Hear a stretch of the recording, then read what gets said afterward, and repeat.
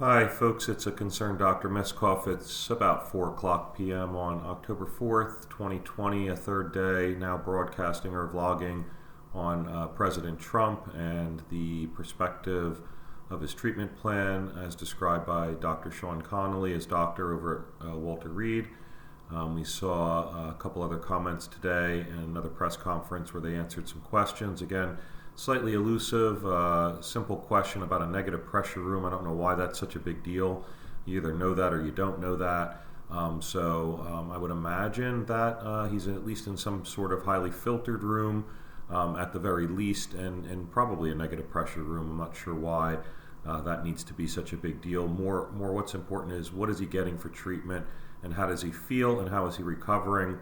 Noting again that 7 to 10, 8 day 7 to 10 or 8 to 10 day zone, plus or minus a few days either side of that, is really where you'll see the cytokine storm, at least in our experiences so far.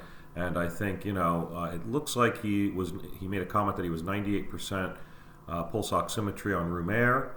It's about as good as it gets for Trump's age group, or almost any age group, minus a 16-year-old.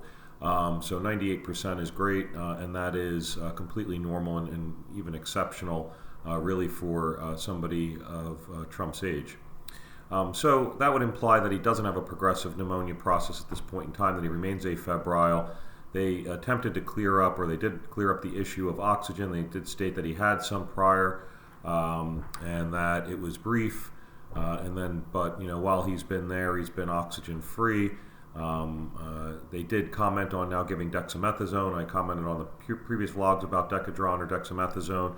Not a surprise. That implies to me that he, because of the desaturation, fact that he got remdesivir and even experimental antibodies, that he probably did have a CAT scan with at least mild infiltrates. They did ask the question today, as I suggested on the vlog last night.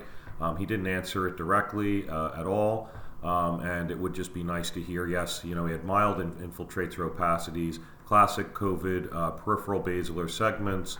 And I'm pretty sure that's probably what's going on, and then they're following it with daily ultrasounds, which, like I said yesterday, some centers do.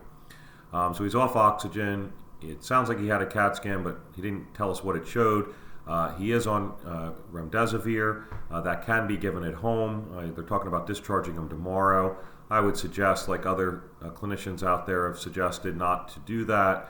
Might as well watch him for that, again, 1 week to 2 week zone, and make sure that he doesn't have a cytokine storm. Although again, he got upfront polyclonal antibody from Regeneron. He received remdesivir. He's on Decadron, and also the supplements melatonin, vitamin D, and aspirin. So we know nobody's questioned that. What was his D-dimer today? I imagine if he goes home to get the remainder of the remdesivir and Decadron treatment, Decadron can be given orally, as we're giving it to most, unless they can't tolerate PO or oral administration, that they could have a visiting nurse, I guess, do blood draws and keep following him. Why he can't stay and get his work done there, I'm not sure. The ultimate answer is you keep him there under close observation until he passes that danger zone. But it sounds like he's doing well and will make a full recovery so far, but you never know until you get past that week or two. I guess we'll stay tuned to hear more. Each day they come out now, and it seems to be a little bit of a blunder. I don't think the clinician, I think his intention is good. He's probably getting some direction from the Trump team, and he's a little confused as to how far he can go in his answers. Some of it's just ridiculous, and these are not things that should make a difference, really. Again, what's important is how he's doing. We know Decadron is the only drug that's been shown to reduce death. He's getting that. That's been clarified.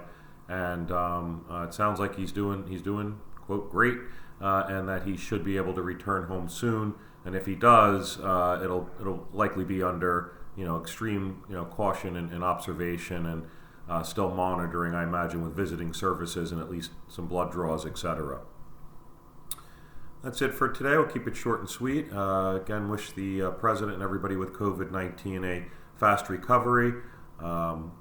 Hope everybody has access to the best treatments that we know of today, which is not always the case, but things are progressing fast, and I think we've got COVID in a corner now. It's time for fine-tuning the treatments even further with the antibodies, probably vaccines in the near future, and then of course continued antiviral and anti-inflammatory and anti-cytokine storm busters, and of course immune boosters when you need them. Everybody have a great day, a great night, and enjoy the rest of your weekend.